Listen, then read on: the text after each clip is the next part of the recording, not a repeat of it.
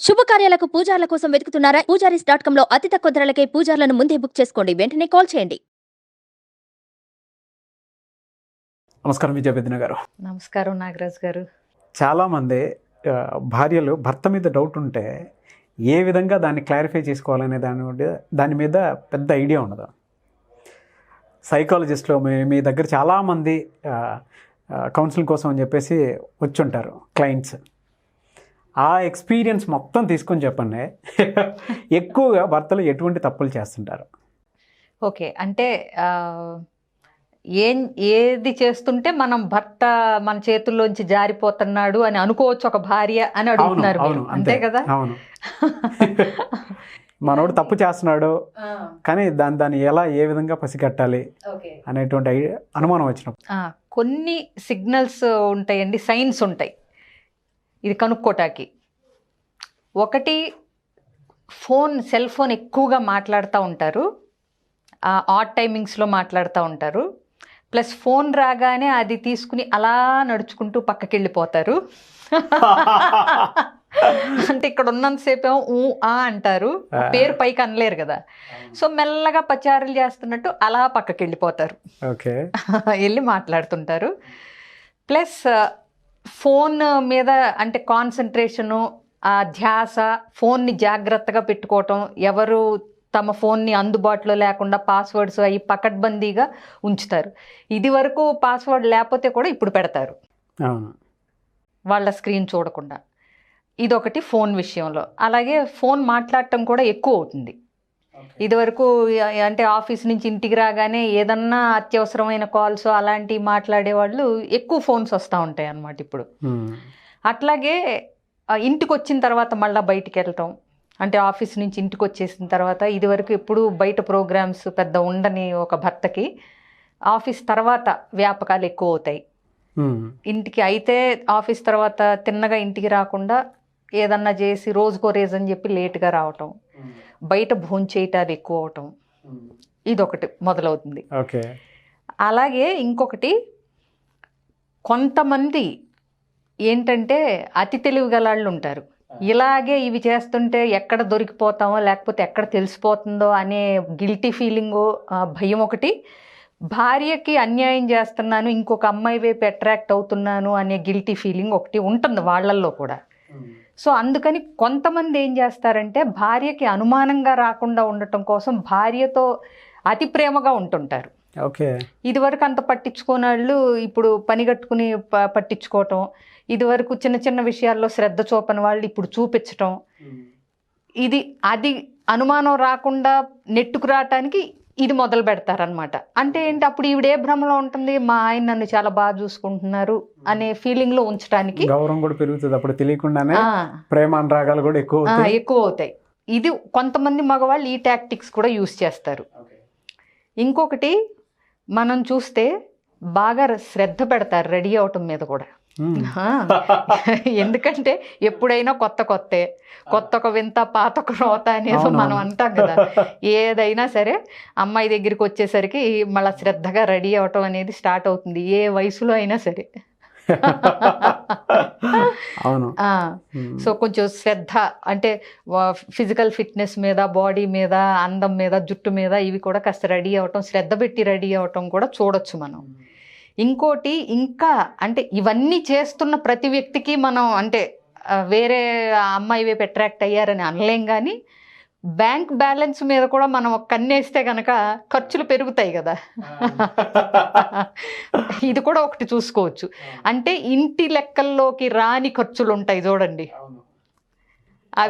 అవి చూస్తే కూడా ఎందుకు అంటే ఇప్పుడు ఎంత ఖర్చు అయింది కానీ మనకి ఇంట్లో ఏం కనపట్టలేదు, అది ఎక్కడికి వెళ్ళింది అనే దాన్ని బట్టి కూడా ఈవిడికి అనుమాన పట్టాకి అవకాశం ఉంటుంది. కానీ ఖచ్చితంగా అయితే మనం కన్ఫర్మ్ చేయలేము. ఇవన్నీ చేస్తున్నారని చెప్పి నీకెవరో అమ్మాయితో ఉంది అని పటపట ఇప్పుడు ఈవిడ అనుమానపడి అడగటం అయితే కరెక్ట్ కాకపోవచ్చు. సో ఇంకొకటి ఏంటంటే, ఇప్పుడు ఈ హస్బెండ్ కొలీగ్స్, ఫ్రెండ్స్ ఎవరైతే ఉంటారో కొంచెం వాళ్ళ ఆవిడికి కూడా వాళ్ళు తెలిసే అవకాశం ఉంటుంది.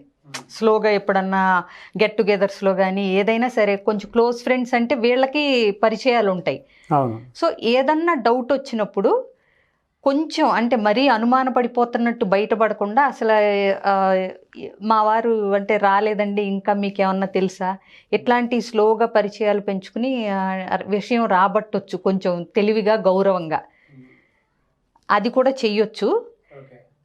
వాళ్ళని అడిగితే కూడా ఏదన్నా ఉంటే కూడా అప్పుడు వాళ్ళు కూడా కొంచెం ఈవిడ్ని అంటే ఏమంటారు దాన్ని జాగరూకత పరిచే అవకాశం ఉంటుంది నిజంగా అది ఉంటే గనక.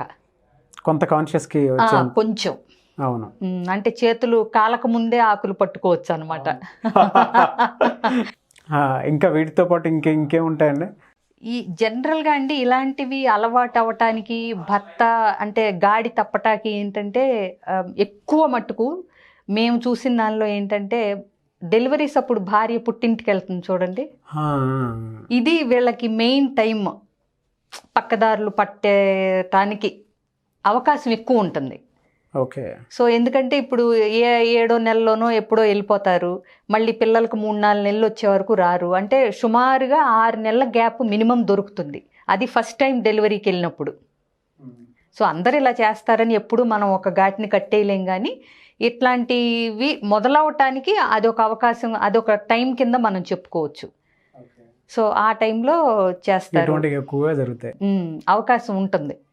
సో ఒక 7 ఇవైతే చెప్పారు మీరు, అంటే అనుమానాన్ని క్లియర్ చేసుకోవాలి అని అంటే ఓకే, అక్కడి వరకు బాగానే ఉందండి.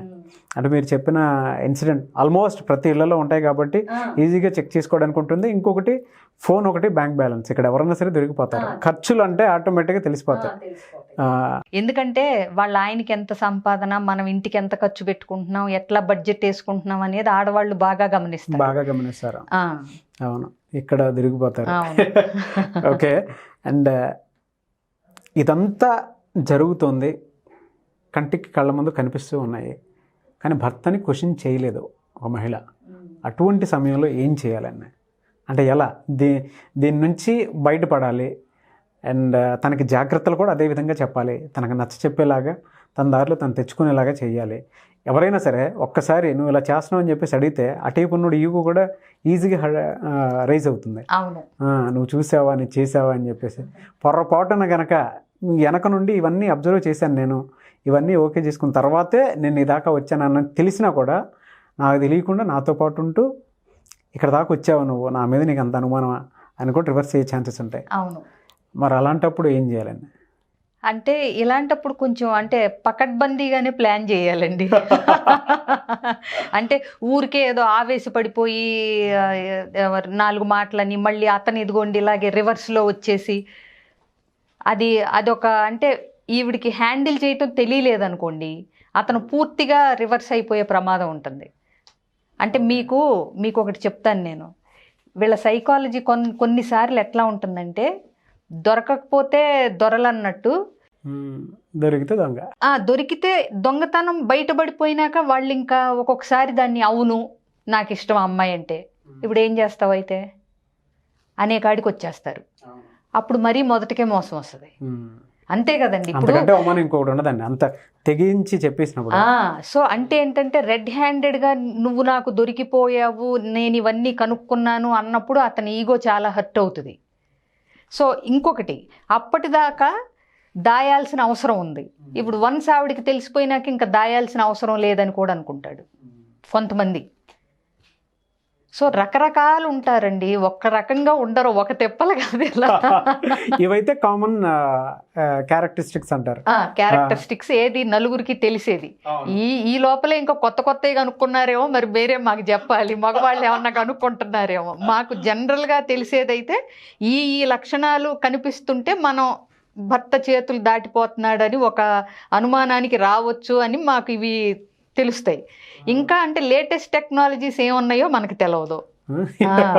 ఇప్పటికి అంటే అందరికీ తెలిసి ఆలోచించాల్సినవి అయితే ఇవైతే క్లియర్గా.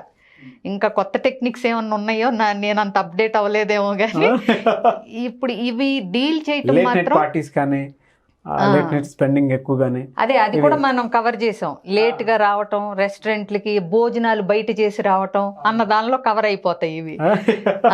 అంతే కదా. అవును. సో ఇవి వచ్చినప్పుడు ఇది ఎట్లా హ్యాండిల్ చేయాలి, కన్ఫర్మ్ చేసుకోవాలి అనే దానికి కూడా కొంత ఒక టైప్ ఆఫ్ ఫార్మాట్లో వెళ్తే ఏంటంటే వాళ్ళు కూడా మారే అవకాశం. అంటే ఏంటి, ఈ అమ్మాయి ఉద్దేశం కూడా ముందు ఎలా ఉండాలంటే నిలబెట్టి కడిగేయటం కాదు, కానీ అతను మారాలి. కానీ మరీ ఆ ఈగో హర్ట్ అయ్యి అవమానపడేలా కాకుండా ఎలా హ్యాండిల్ చేసి మళ్ళీ గ్రిప్లోకి తెచ్చుకోవచ్చు అనే విధంగా ఆలోచన విధానం ఉంటే అతను రియలైజ్ అయ్యి మారటానికి ఎక్కువ అవకాశం ఉంటుంది.